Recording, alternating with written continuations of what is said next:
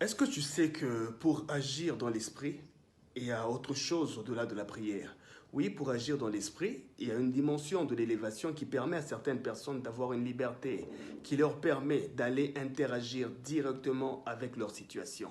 C'est une réalité spirituelle qui peut faire que personnellement, tu puisses aller changer, débloquer, ouvrir ou arrêter certaines choses dans ta vie. Je vais t'expliquer quelque chose en te donnant d'abord un témoignage. Un jour, j'étais en train d'œuvrer quelque part dans une délivrance, dans un exorcisme, dans une prière de délivrance pour une personne qui avait besoin d'un travail. Et ça faisait longtemps qu'elle essayait d'avoir ce travail.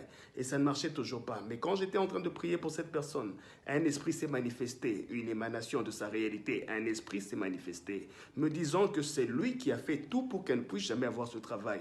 Que même la dernière fois, à la dernière interview, son nom était sur la liste. C'est cet esprit étant animé de mauvaise foi et nourri par une personne vivante méchante, est allé sur la liste dans l'entreprise où cette personne était déjà retenue, effacer son nom et effectivement, le jour où on appelait les gens, cette personne n'était pas parmi les candidats retenus.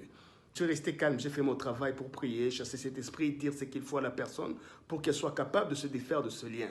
Mais je suis resté en train de méditer. Je me suis dit, Seigneur, donc il y a des personnes qui peuvent, par leur volonté, entrer dans nos vies, changer les situations à volonté, pendant que nous sommes là en train de prier en attendant que toi tu fasses ta volonté. Je me suis posé la question de savoir on est à quel niveau. Eux viennent dans nos vies, déstabilisent nos réalités, nos destinées, profitant de notre ignorance toujours et de notre désobéissance bien sûr, mais ils peuvent à volonté aller dans nos réalités et les changer. Pendant que nous sommes là en train de crier, en train d'attendre ta volonté puisse se faire. Je me suis posé la question, j'ai posé la question à mon esprit et à l'esprit cette question.